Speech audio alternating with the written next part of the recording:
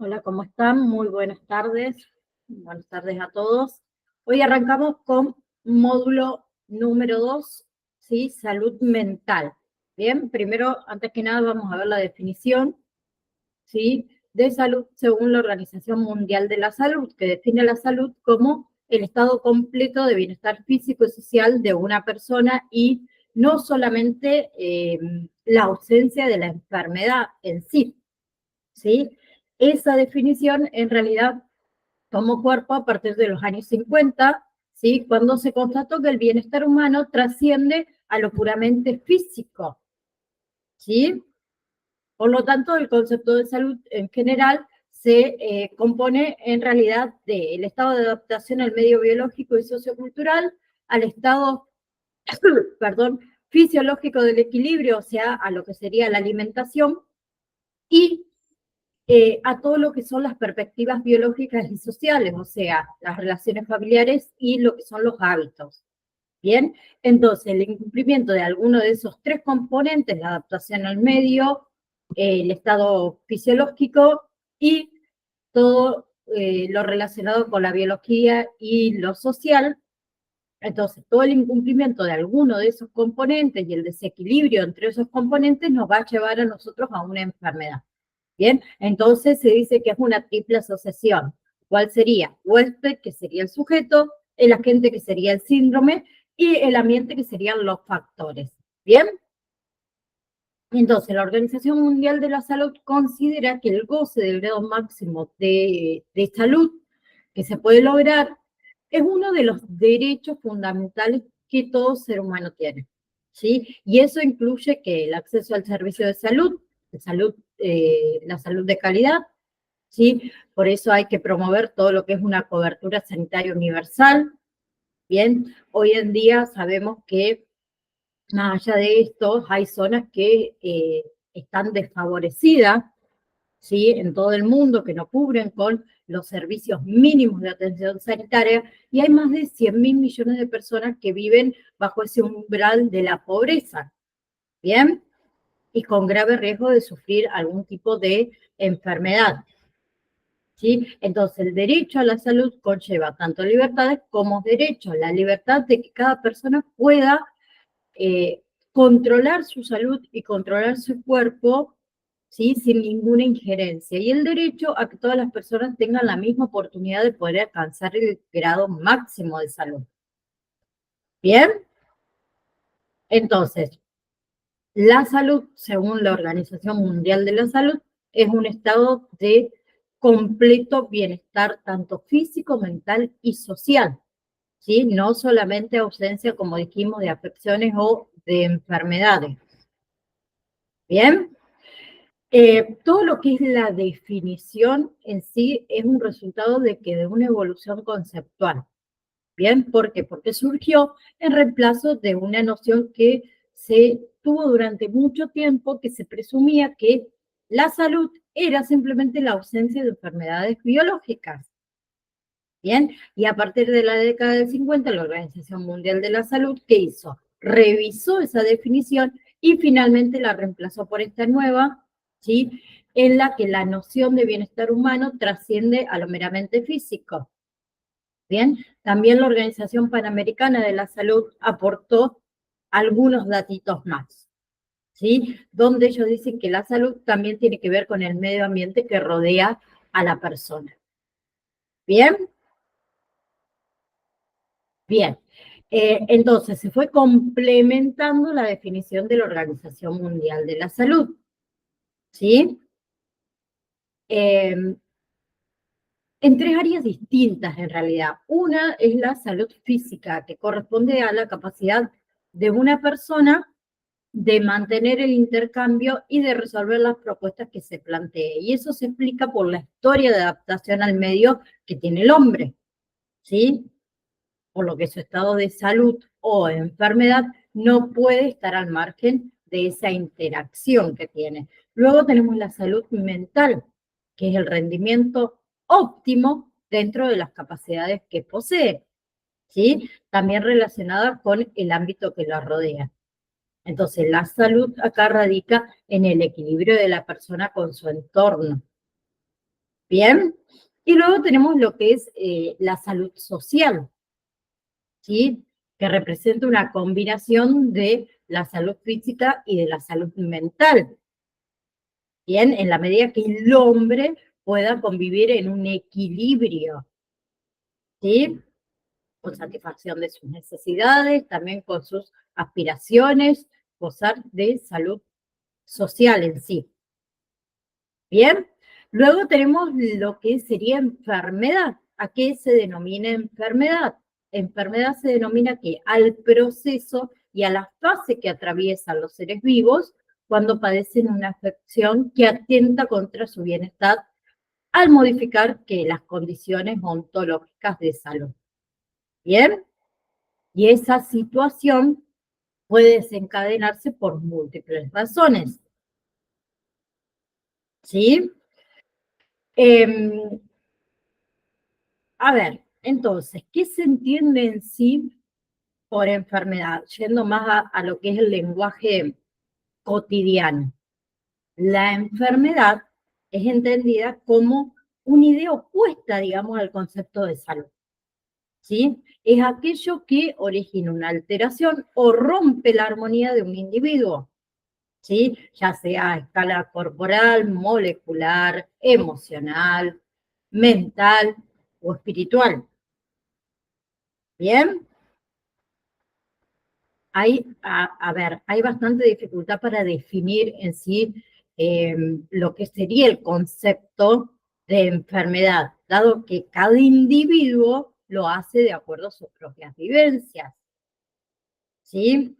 Por eso existen varios conceptos que pueden ser utilizados y de acuerdo a que al contexto, como sinónimos de enfermedad, que podemos llamar patologías, dolencias, anormalidades, trastornos, desequilibrios, alteraciones, desórdenes, padecimientos, no sé si lo dije también, ¿sí? Y existen también distintas ciencias que se encargan tanto de estudiar, de analizar y de combatir las enfermedades, ¿sí? Por ejemplo, la fisiopatología, que se dedica a analizar las enfermedades que afectan a las plantas y al resto de los géneros botánicos.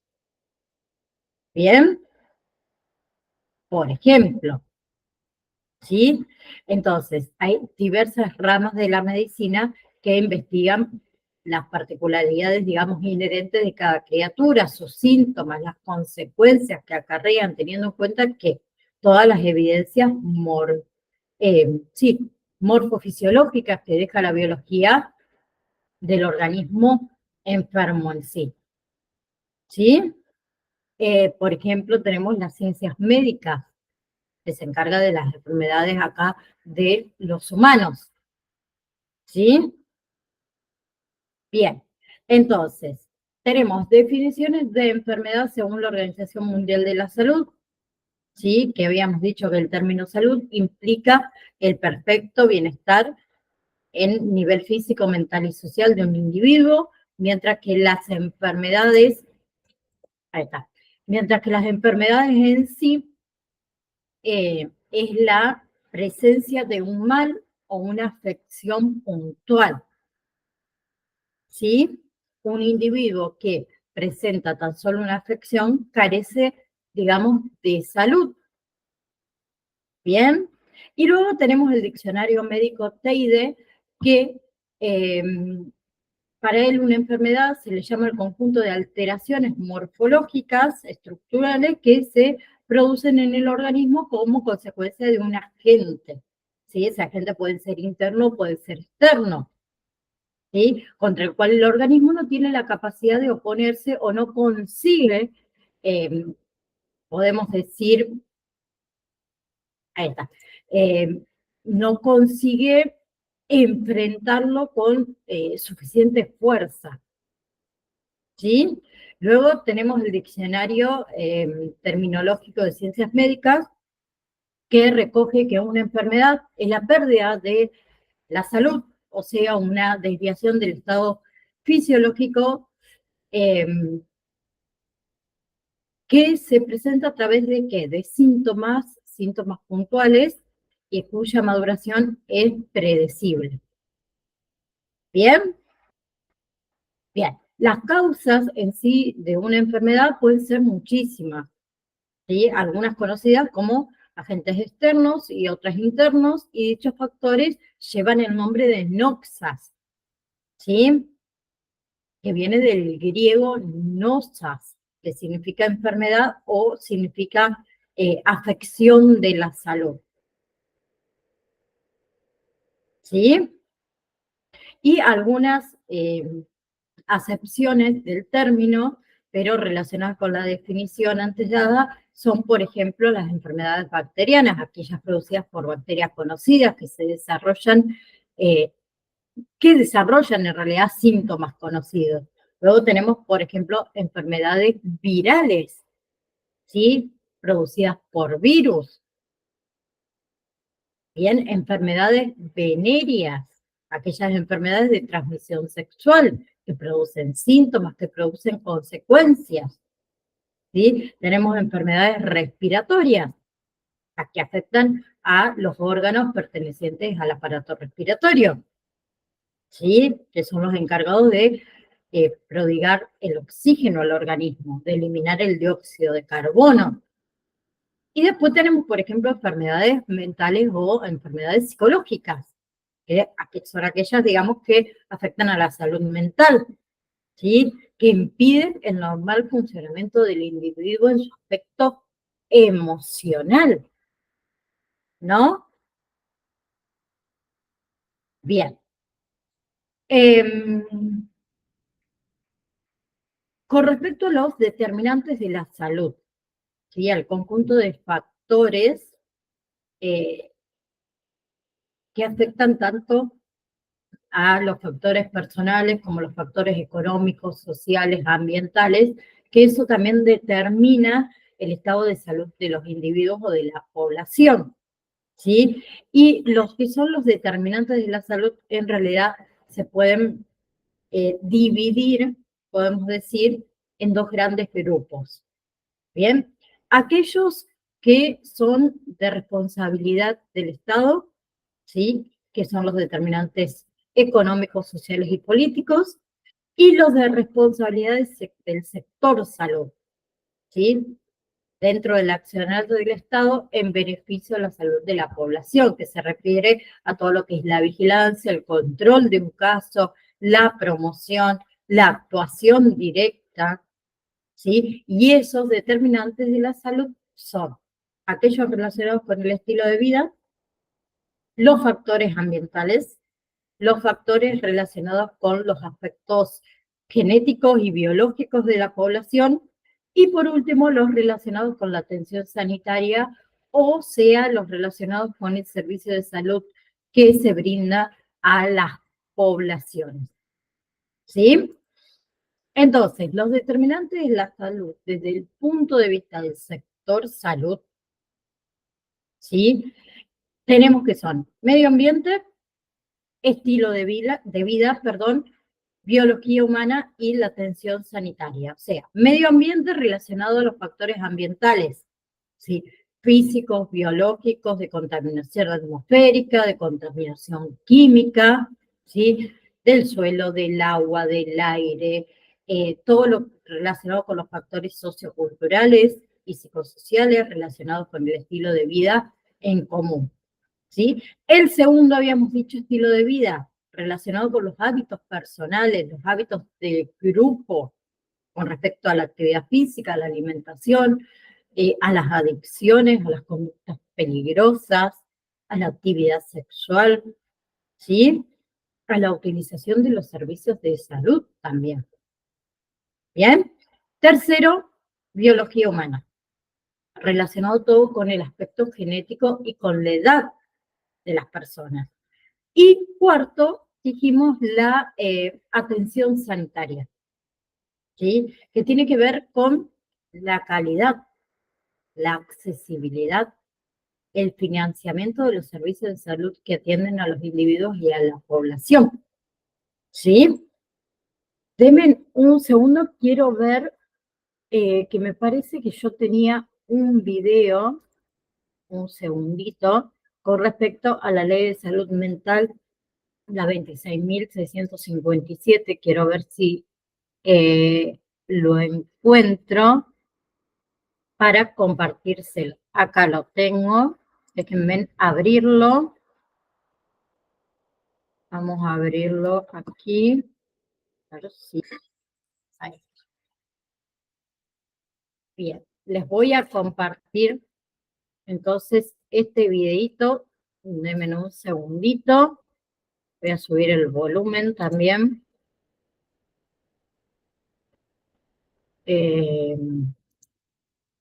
Así lo podemos ver.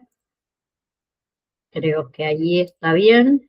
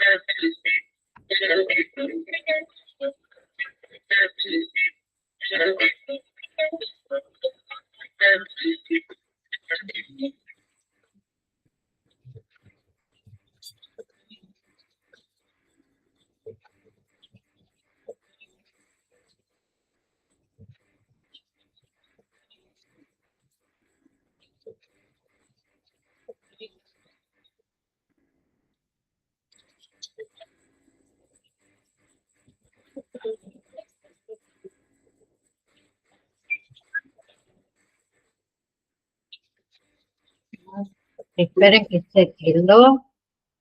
A ver qué pasó.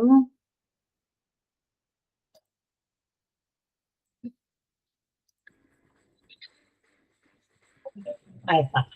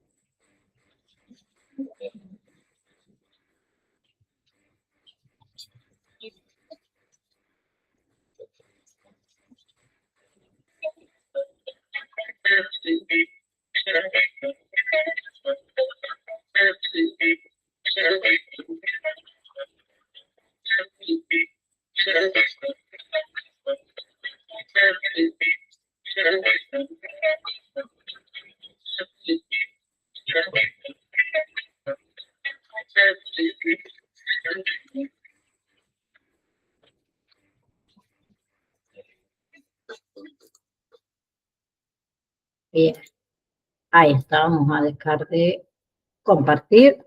Un segundito. Ahí me pongo el auricular. Ahora sí. Bien.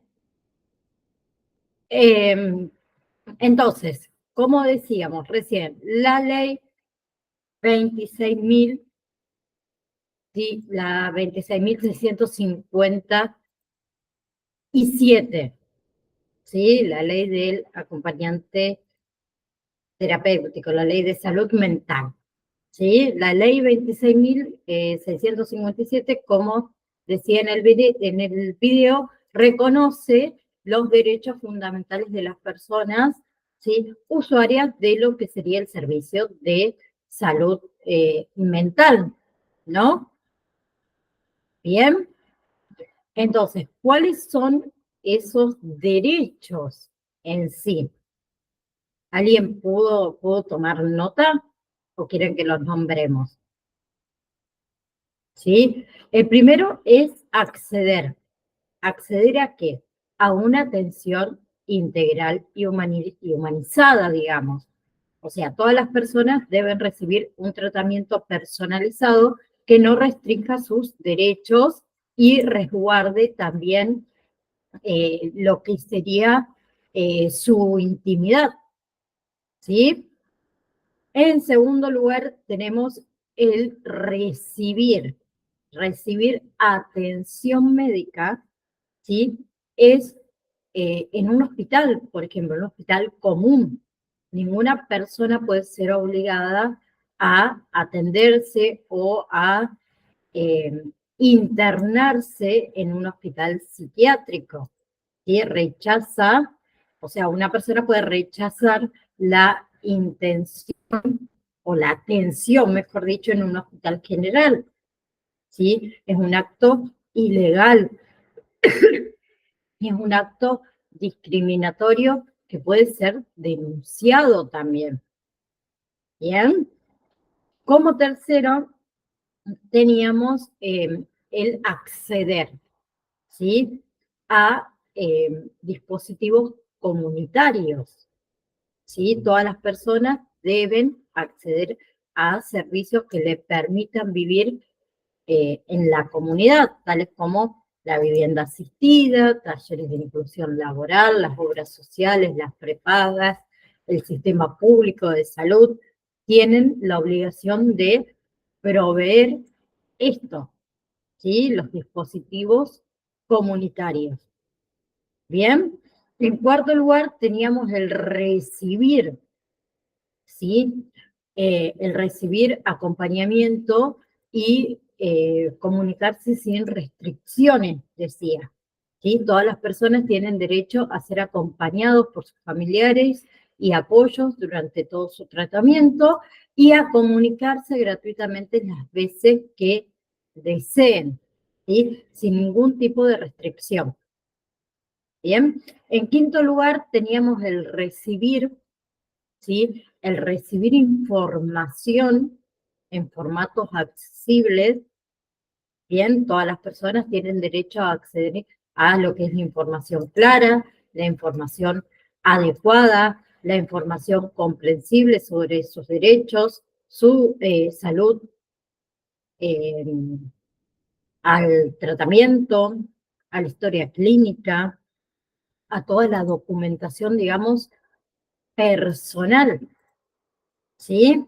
En sexto lugar tenemos el derecho, sí, el derecho a decidir sobre su tratamiento, ¿sí? O sus tratamientos. O sea, todas las personas tienen derecho a elegir el tipo de tratamiento y el lugar donde quieren atenderse en forma anticipada o al momento de requerir esa asistencia, ¿sí?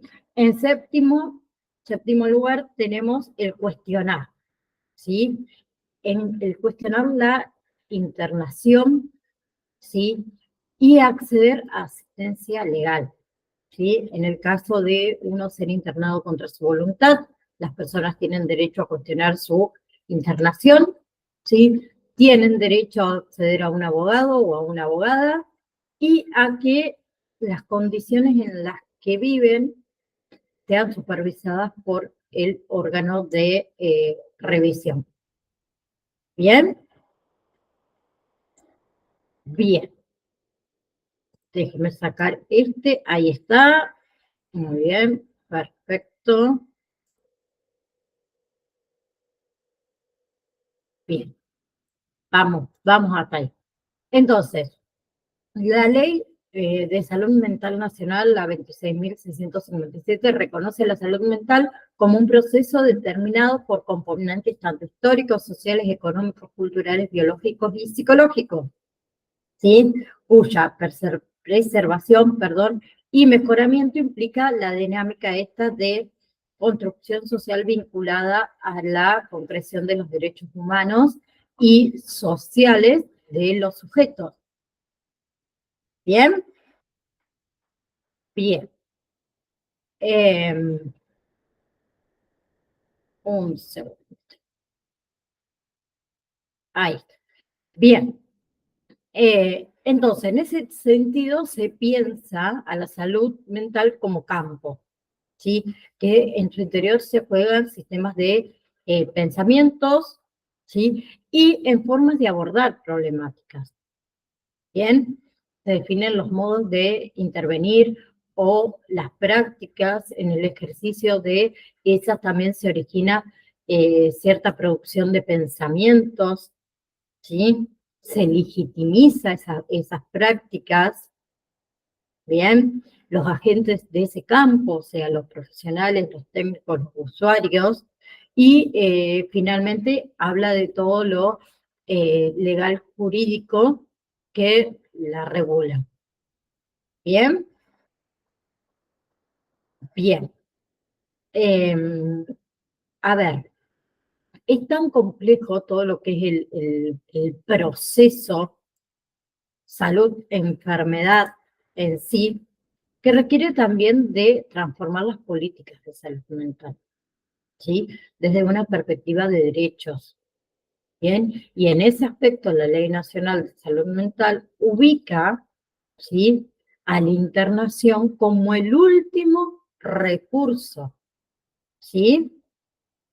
Bien, pretende acotar la hospitalización, ¿bien?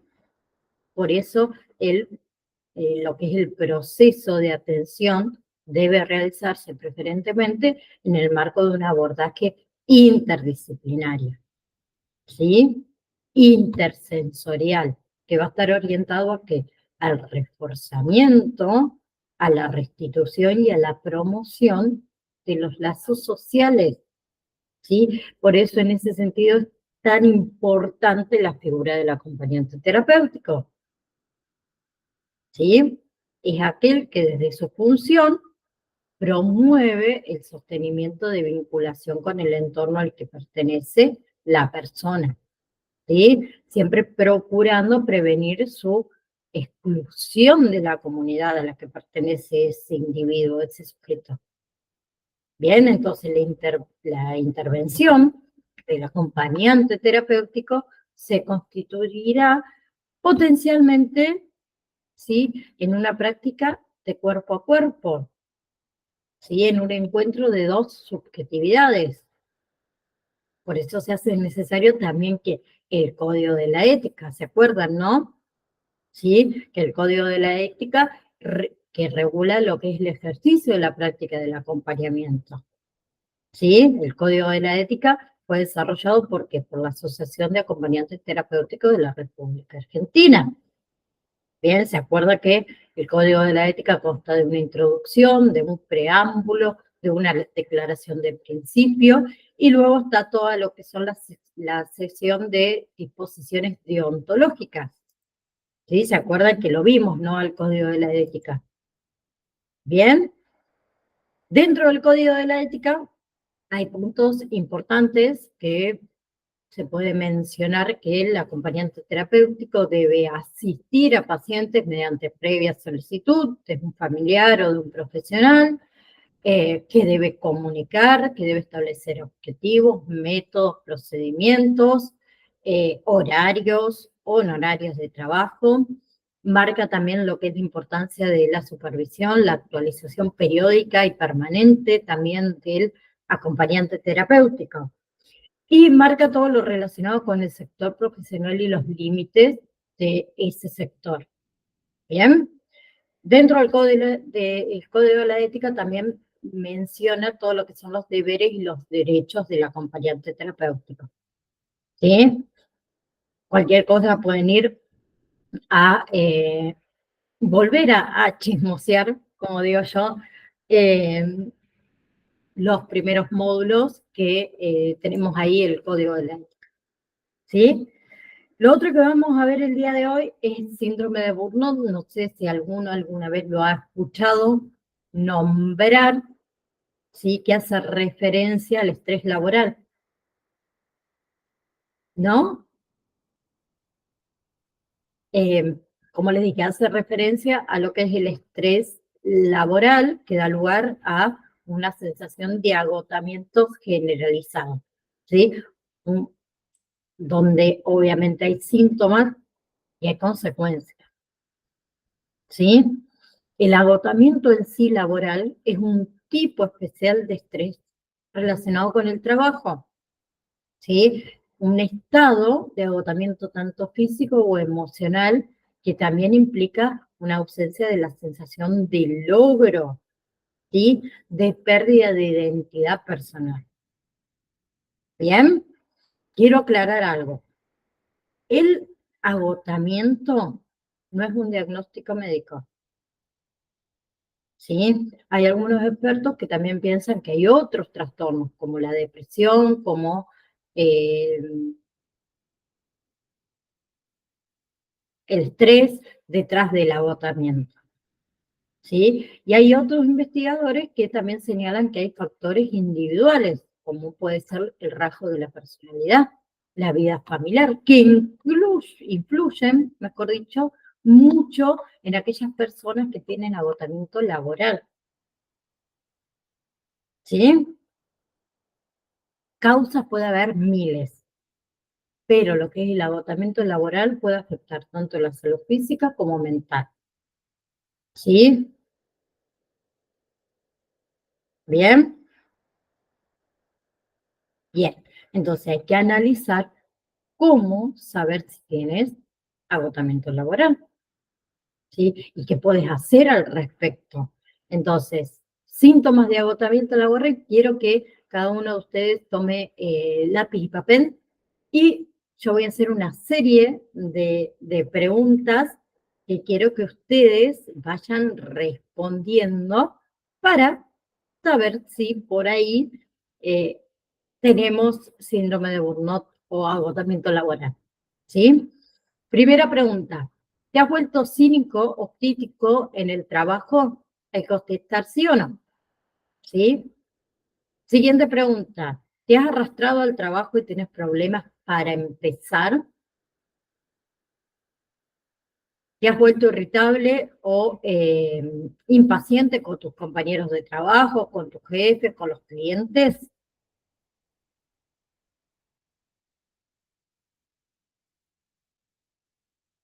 ¿Te falta energía para tener una productividad constante? Siguiente pregunta. ¿Te resulta difícil concentrarte?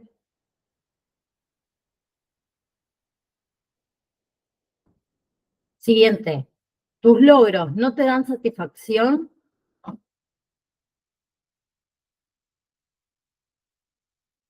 Siguiente pregunta. ¿Te sientes desilusionado o desilusionada con tu trabajo?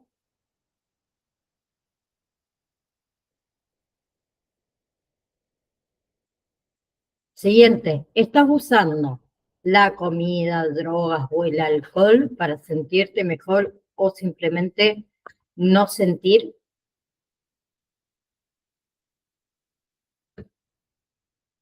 Últimas dos. ¿Has cambiado tus hábitos de sueño?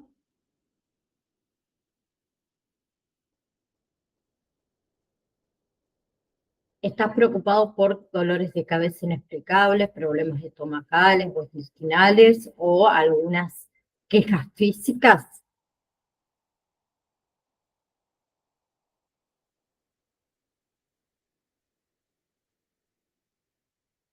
Bien, ahora sí, si respondieron afirmativamente a cualquiera de esas preguntas que yo les hice, es muy posible que estés experimentando agotamiento laboral. ¿Sí? Bien. Causas, ¿cuáles pueden ser las causas del agotamiento laboral?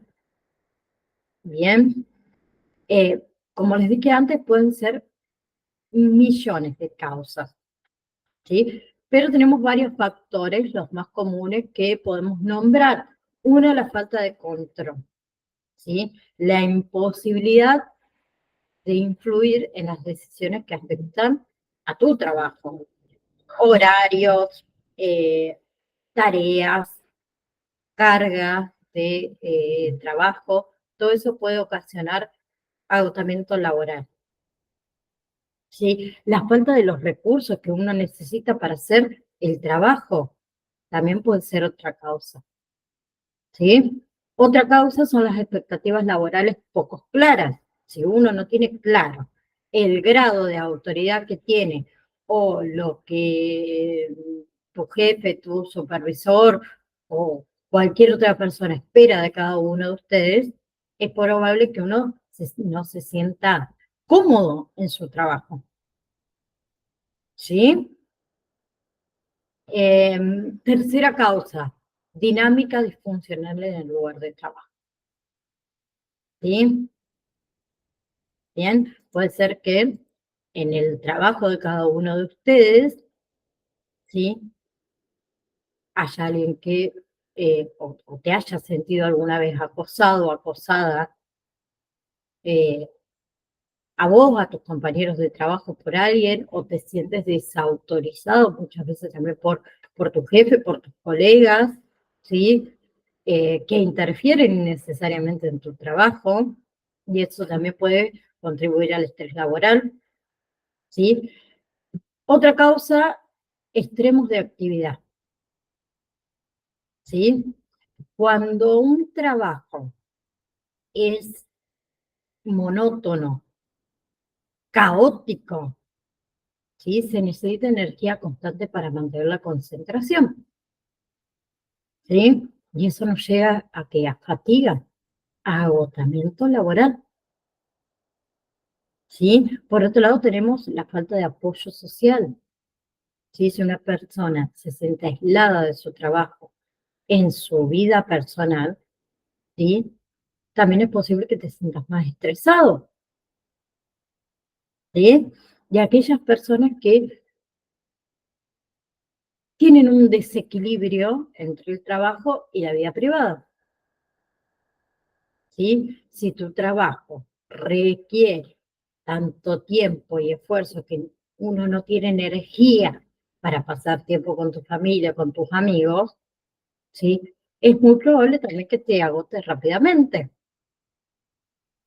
¿sí? Yo siempre cuento que eh, no hablo hace mucho tiempo atrás, eh, mi marido llegaba a casa y no dejaba de hablar de trabajo. Era una cosa terrible, terrible. ¿A quién no le pasó eso? O llegar a tu casa, ¿sí? Y seguir pensando en lo que tenés que hacer mañana cuando vayas al trabajo. ¿Bien? También hay factores de riesgo. ¿Cuáles son esos factores del riesgo del desgaste profesional? Uno, tener cargas de trabajo muy elevadas, ¿sí? Y trabajar muchas horas, ¿sí? Cuando uno se esfuerza por lograr ese equilibrio, como les dije, entre la vida y el trabajo, ¿bien? Otro factor de riesgo de desgaste profesional es eh, trabajar en algún tipo de profesión de ayuda como es la atención médica, ¿sí? Y otro factor de riesgo es cuando uno siente que tiene poco o ningún control sobre su trabajo. ¿Bien? Bien. Entonces, el agotamiento laboral, cuando es ignorado, cuando no es abordado, puede tener consecuencias, ¿sí? Estrés excesivo, fatiga, insomnio, presión arterial alta, enfermedades cardíacas, diabetes tipo 2, ¿sí? Uno está mucho más vulnerable a enfermedades. El consumo inadecuado de alcohol o de sustancias también es otra. Bien, entonces tenemos que aprender a saber cómo manejar el agotamiento laboral. Bien, primero que nada, obviamente hay que buscar atención médica, ¿no? Pero después hay que comenzar a evaluar las opciones, ¿sí? Uno es hablar de las preocupaciones específicas con el supervisor, el jefe, quien esté a cargo nuestro, ¿sí? Quizás charlando, ¿sí? Trabajando en conjunto, se puede cambiar todo lo que son las expectativas, alcanzar compromisos, soluciones, ¿sí? Y tratar de establecer metas para lo que uno debe hacer y lo que puede esperar, ¿sí? Buscar apoyo, ¿bien? Ya sean los compañeros de trabajo, en los amigos, en los seres queridos, ¿sí? Todo lo que es el apoyo, todo lo que es la colaboración, también puede ayudar a sobrellevar la situación, ¿sí? Hacer actividades relajantes, ¿sí? El yoga, por ejemplo, la meditación, todo eso ayuda con el estrés. ¿Sí? El ejercicio físico, la actividad física puede ayudarte también a lidiar mejor con lo que es el estrés, ¿sí? Cuando nosotros hacemos actividad física, nuestra mente se desconecta, podemos decirlo así, ¿sí? Otra es el sueño. El sueño restaura el bienestar, ayuda a proteger la salud. Bien. Y otra es la atención plena, ¿sí? Que es el acto de concentrarse en el flujo de la respiración, ¿sí? Y ser también consciente de lo que estás percibiendo y sintiendo en cada momento. Bien,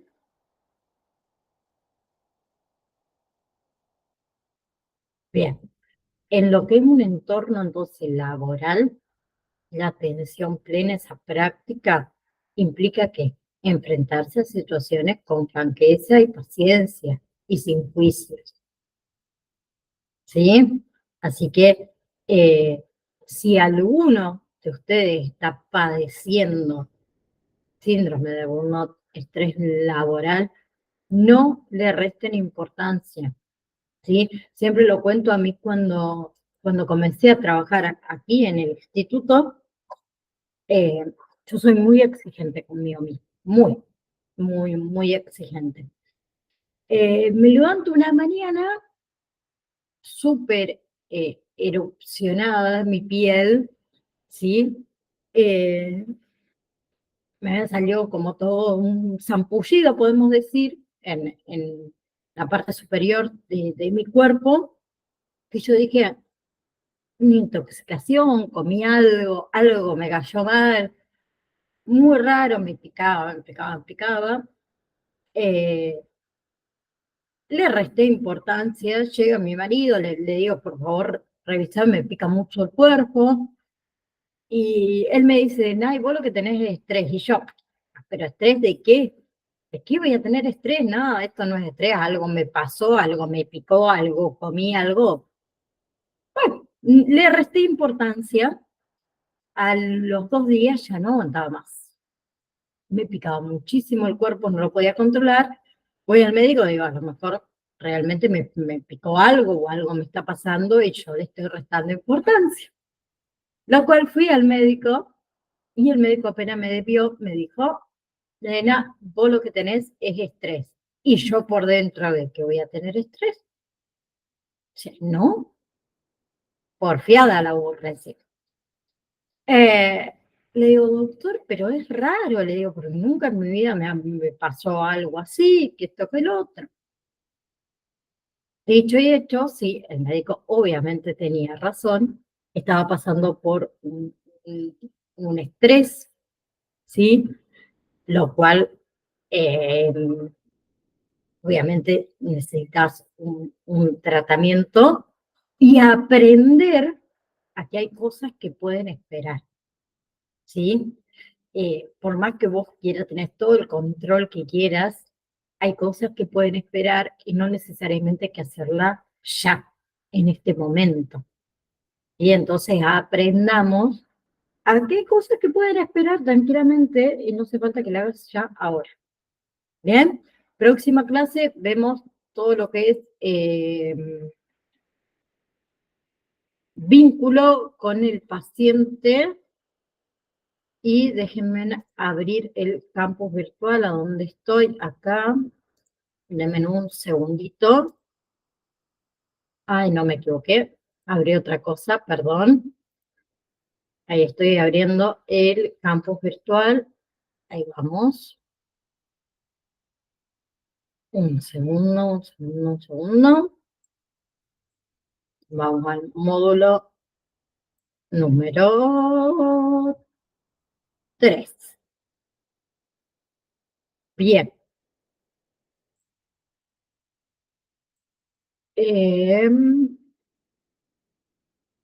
Bien. Y vamos a ver todo lo que es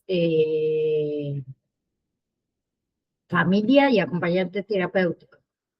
¿Sí? Bien, les mando un saludo a cada uno de ustedes y nos estamos viendo, si Dios quiere, el próximo lunes.